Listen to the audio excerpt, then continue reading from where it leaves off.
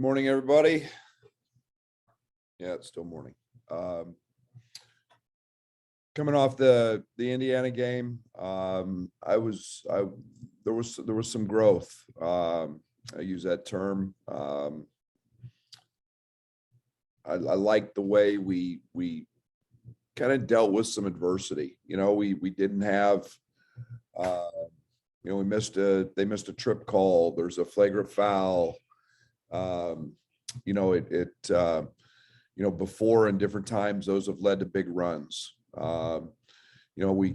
kind of handled the crowd, and then I thought stayed very matter of fact with our game plan in the second half. And I thought we executed very well. I thought defensively, we just maintained and kept doing us. But all in all, pretty solid effort and pleased. Now we move to a team that is extremely efficient on the offensive end. They've got a lot of weapons. They've obviously got the size guys that can score the ball, and Ivy's turned into a guy that is in go mode. They're letting him play a lot more. They're giving him the ball. They're isolating him more. He's a guy that against Ohio State hits a game winner. So he's a very talented guy. Obviously, Sasha's been around for some time and really hurt us in the first game. They do a lot of things very, very well on the offensive end, and they're a handful. They're going to score points, and we've just got to try to make those as difficult as we can, and understand that they're going to hit some shots and not get discouraged with that, and come down and keep our poise and patience on the other end. Seems like you'll have a better time tomorrow if Edey is not allowed to hit Kofi in the head. Have you had any assurances from the commissioner's office about improved officiating? I'm not going to go assurances, but we're going to get good officiating, and we need obviously Kofi to be Kofi, and everybody to be on point. So we'll go to battle, and Kofi will be just fine. I guess what I mean by that is when Ed Hightower came to observe things, did you feel that it was a satisfactory process? Yeah. I think that whatever the commissioner has his role being right now, I think that we've got guys that are going to do a great job. Thanks, Brad. Brad, I wanted to ask you about Andre Curbelo, because it feels like this would have been a really difficult process, even coming back, playing 12 minutes the last couple of games.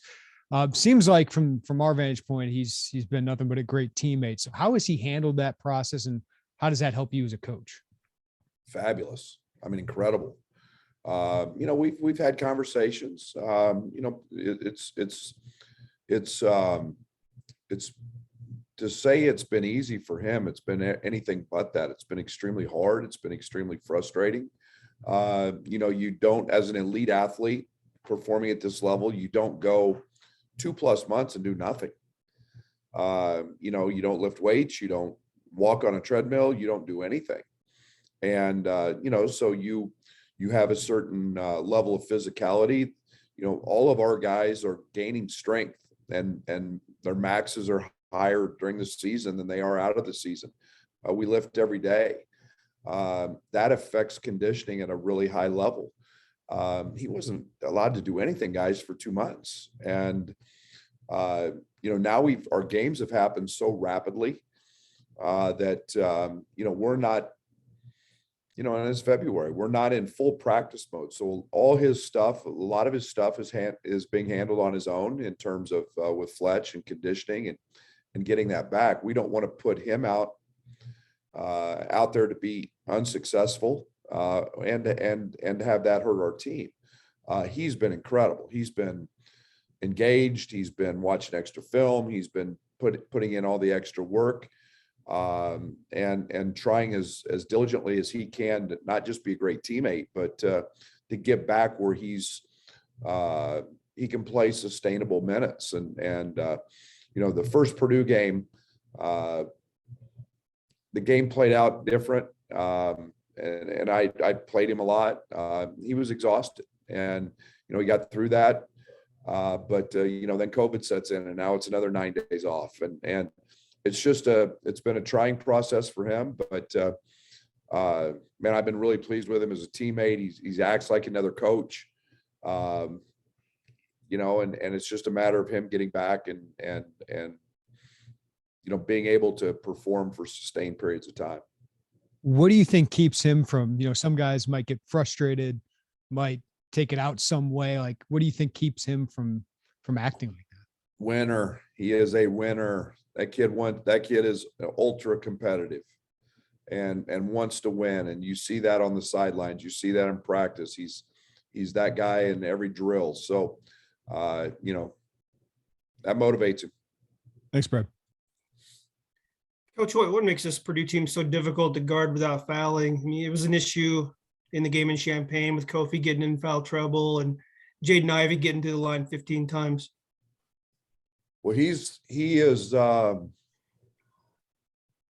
Ja Morant of college basketball. I mean, there's probably not an athlete in the country at his level. He's downhill a lot. He's and then you throw two big guys that are very, very talented in the post, and it's hard to keep them off the line. I thought there were some calls that we didn't get the first half in the first game, on him, where he just, but he got him. They were the aggressor. They're very aggressive offensively, but it's something you got to do is try to keep them, not commit senseless fouls. What's different about Purdue than what you saw in Champaign, and what's different about your team right now? Well, I think they're giving the ball to Jaden a lot more. Obviously, I think that they're at home. They shoot the ball better at home, almost to the man. But Ivey's playing in a lot more of just middle ball screens and letting him go and create and get in the paint. But they're who they are. They're exceptional in transition. That's a big key always when you go on the road, is trying to minimize that. That's easier said than done. We've got to get. I thought we got good looks, especially early in the game, and just didn't make many. But you can't commit silly mistakes, and we did that in the first game. And every mistake we made, they made a 3 on.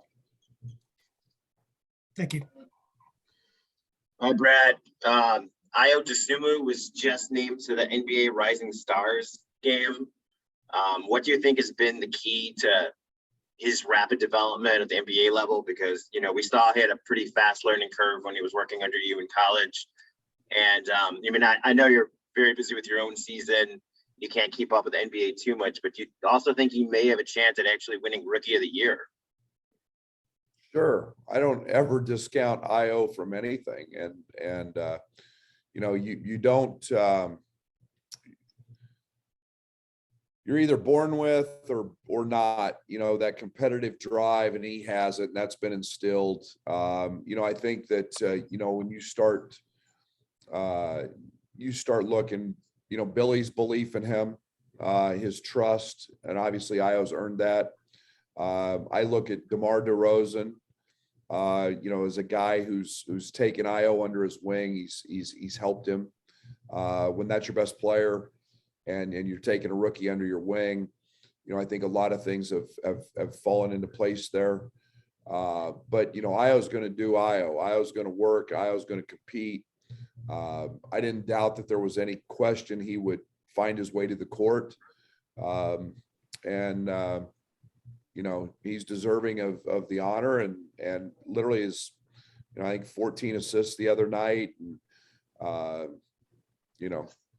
somewhere along the line, I took his jumping ability away, but now we're seeing him dunk on everybody. So, but he's just maturing. He's getting stronger. So, I've always said Io's best basketball will be in his mid-20s because his body will just continue to mature and he'll continue to work and get better. And it's pretty rare to have two former Illini on an NBA roster, but with Malcolm Hill on the team, I mean, I know he was gone before you took over the program, but are you kind of familiar with his game at all? And I mean, he's absolutely.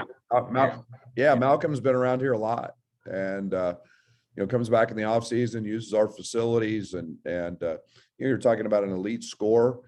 You're talking about a guy who's really transformed his body in the last 3 or 4 years as a pro. Now he's a guy that they have a lot of confidence in on the defensive side. He's a knock him down shooter, and very, very happy. It's pretty cool to have two Illini playing on our state team. Thanks, Brad. Hey, Coach. Good morning. You guys have won 13 of 15 on the road in the Big Ten, and you talked about this a little bit on Saturday after the Indiana game. Is there something that you do strategically to prepare the team before going on the road, whether that's fake crowd noise in practice or other things along those lines? No, I don't think there's a one-day fix or a one-day prep to get them ready for the road. I think it's an everyday grind, and it's our saying, everyday guys, and you have to stress them. I try to do that in practice. I try to make them uncomfortable. I try to challenge them in different ways. If they can't handle me, they're sure not going to handle a hostile crowd or an opponent that's really talented and executing. So it's an everyday deal. It's not a one-time, sure, we may, pump in some music every now and then, but it's not consistent. We do it every day, and we want our practices to be harder than our games. And then you said in your first 2 years, you think you won, I think, one Big Ten road game, and that might've been the game at Maryland at Madison Square Garden. I don't know if you're specifically referring to that one or not, but when you think back, that was a neutral site. So you're not referring to that one? No, at Ohio State. Oh yeah, that was the IO jumper from the 3. Anyway, so you think back to the struggles that you had, and you talk about the long build to the success you had on the road now. Like, how hard was it to build to this success, or how exactly did you do it? Well, there's no shortcuts to success, and I really believe that. And you have to hit the speed bumps. You have to identify what those are. You have to address those. We do that with being very, very honest, very critical of those situations, try to learn from them, and then demand a little more than even they think they can give and that they think they can do, because obviously when you're losing those games, it's not good enough. And so you've got to get them to a point where they believe, because of what they go through and how they do it and how hard it is to win. And so it's not easy. It's experience a lot of times. Nobody wants to hear about losing. Nobody wants to tolerate it. Yet it's as big a part of the growth to winning as there is. And you have to have some of those experiences to know how to manufacture winning. And it just doesn't happen. And you have to grind on it. And freshmen have to learn. And the old cliche, best thing about freshmen is they become sophomores. Part of that reason is they've learned, they've got experience. And we went through all those speed bumps. And it's good players who have experience. Brad, in the 50-minute game in Champaign, you were only able to go to Omar for 7 minutes. I know Ben had a really, really good 20 minutes, but if Purdue's going to still do that 20-minute timeshare with Edie and Williams, how important is it going to be to have an effective Omar for however many long you need him tomorrow night? Absolutely. We're going to need them all. And, Omar can give us some things athletically with his length. He did a really good job on on Williams in particular, challenged a couple shots. Ben is equally as important, with his strength. But we obviously don't want to play without Kofi for 30 plus minutes like we did in that 50-minute game. But again, those guys are vital, and they each do things a little bit differently, but they can all be successful, and it's hard work. It doesn't take just them. It takes the guys entering the passes and doing everything else to negate those guys. Thank you, Brad. So take me through first. Hey, Brad, I know you've talked about just the benefit of the age and experience of this team, but where does that show up maybe on a day-to-day basis? I mean, what's different in practice with a bunch of 23 and 24-year-olds? I didn't get either one of those. There was two guys talking. I don't know who was. Can you hear me now, Brad? Scott, go ahead. Yeah, I got you. Just you talked about the benefit of having the age and experience on this team, but where does that show up on a day-to-day basis? Like what's different in practice with 23, 24-year-olds than maybe some of your younger teams?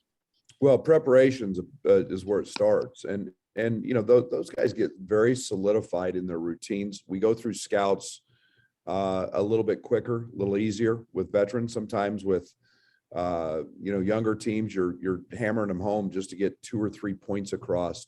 And you've got to go over and over it. With these guys, they've seen it. They know what's coming. They identify it. And we can move on. Yet there's a certain intensity level with which they do things that translates. I'm not having to coach necessarily effort every single day like I did for 2+ years. These guys have established that. And so those guys benefit, the benefit of those guys every day is both physical and mental. You've got 4 fifth-year guys in your starting lineup right now. Is that the most experience you've ever had in that particular group? Yeah, no doubt. And I think the one thing that we've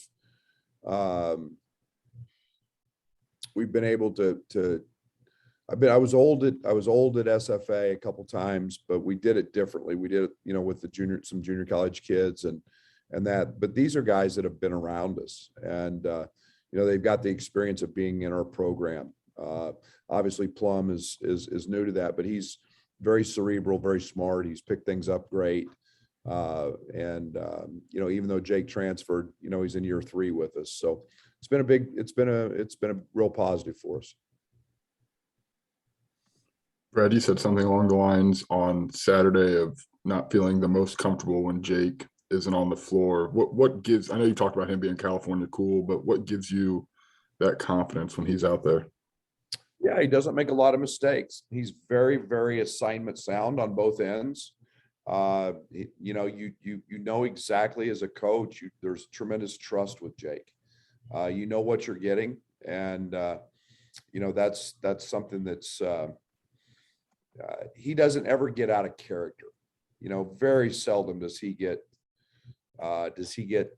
displaced from the moment of the game and get out of character. He's done it a couple times, but everybody does that. But for the most part, he's very much within himself. And I know you guys don't like to, it doesn't appear to make any one game too big, but just given where you guys both are in the standings, given that first game in Champaign, is there anything more on this game? That'd be great if it was our last game. Unfortunately, we have 7 more that will have some outcome into, or 6 more. I don't even know what we've got, 7 or 8 more. But no, I mean, it's a big game. It's 2 really good teams. They beat us. They play great. We all know where we're at, but we've all got a lot of basketball left to play. Thanks, Brad. Brad, just looking at Big Ten games, your scoring margin doubles from the first half to the second half. What could you attribute that to? For most part, you're able to put away teams in the second half and not have close games. Yeah, I don't know. I really don't know. That's something we're aware of. I don't know what the what the reason is for that. Maybe, I don't know, maybe I do a bad job at the start of practice and getting our guys going. And so it affects us in games. I don't know. I think we're, maybe we get a better feel for the other team. It could be a variety of things, but obviously in most games loosen up a little bit in the second half. But we better not start flat in this one or you're in trouble. Well, I perhaps you see it that way. I wasn't necessarily implying you were starting flat. Just wondering if you feel like things are just at a different level when it comes to the second half. No, I don't feel that. I think sometimes, we get,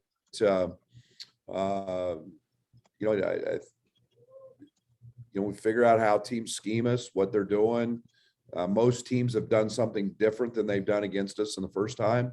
So it takes us a little bit, you prepare for one thing and you see a little bit different. But that's, we make the adjustments at halftime and we're good. But I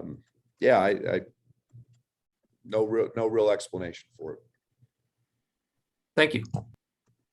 Brad, coach after playing your team says you have to pick your poison when you play Illinois. Is there a similar thought against Purdue, or is it stop Ivy? Is it double team the post? Is it watch Sasha? I mean, what's kind of the pick your poison when you defend Purdue? You want to keep going? Keep them off the glass. That's why they're good. That's why that they're, I think there's simplistic things that you try to do, whether you can do them or not. You don't want to do it. You can't beat yourself against Purdue. They will make you pay. We made mistakes, in transition. We made a couple of mistakes trying to gamble, and it put us in harm's way, where they made a three. It's the little things. We didn't block out. They kick it out for a three. It's those things. When teams are really, really good, it's not, you're not going to take away everything they do. You're just not. And I think that's one of the things teams face with us. But you can't beat yourself and lose 50-50 balls and lose offensive rebounds and not block out on a free throw. And, those are all the things that come back to haunt you in a game with two really good teams. So we got to be rock solid there and know that we just have to make everything as difficult as we can. Thank you. Hey, Coach, I know that Trent has been an instant off night for most guys that he's checked. Sasha's maybe been one of the few where that wasn't the case a couple of weeks ago. Was there anything you saw in that matchup that led to his success, and any maybe extra motivation for Trent to correct that one? Yeah, we made some mistakes, and it wasn't just, with Trent on him. It was quite the opposite. He hit a couple threes. He hit one in front of their bench in the second half, that was really, really deep. I think caught Trent off guard, but most of the rest of his threes weren't on him. You just can't fall asleep. You can't give Sasha 22 points. You've got to make him hard. He made shots at a very high level. And I thought that that was one of the more disappointing things about that game was we let him and he's a really good player. He's really hard to guard. I thought that we gave him too many uncontested. We had one play where we tried to gamble for a steal in the backcourt off a rebound and ran ourselves out of a play. He hits an uncontested three. Those are the plays you can't make against them. They make you pay. He plays in the trailer spot a lot, where he's one of the last ones down the floor. You've got to find him in transition. When Ivy drives, and then we just weren't very solid on him. Thanks. Coach, last time out, you guys shot quite a few threes, 33 threes. Is there an optimal number of 3-pointers that you like to see, or is that just more of a flow of the game kind of thing? Depends how many we're making. And that's, very honest. If we're getting good shots, it's one of the things that the other night at Indiana. I mean, Plummer got 2 wide open looks in the corner. Jake missed one. Luke Goody missed one. Those are great shots for us. If they're good shots, I want to shoot the ball, and I don't get as concerned about the number as I do the quality of the shot and the balance. And it's the possessions of the game were up in that game. It was a double overtime game. I by tendency don't like to shoot as many on the road. But, we also played 30 minutes in that game without Kofi. So that had some impact on that as well. Hey, Brad, if I could get one more about Jake. When did do you remember, I guess, about when that trust was built with you that you had this confidence? I'm assuming probably at some point last year, but how did he kind of go about doing that, and roughly when did that come to be? Yeah, it was kind of mid-season last year. I didn't play him a lot first semester. And, he just kind of kept plugging away and doing his deal and never complained. And all of a sudden he becomes really solid and sound. He kind of kicked the rust off his sit out year, and was back into flow. And he was doing a lot of little things that I remember thinking at the time and watching film. He's doing a lot of little things that were really important: cutting, rebounding, passing, let alone making shots. So it was a lot of little things, but I think it was mid-year last year that I felt like, okay, this guy's really going to help us be a good player. Thank you. All right, that'll wrap us up with Coach. Stand by. I'll have Jake on here in a minute. Thanks, guys.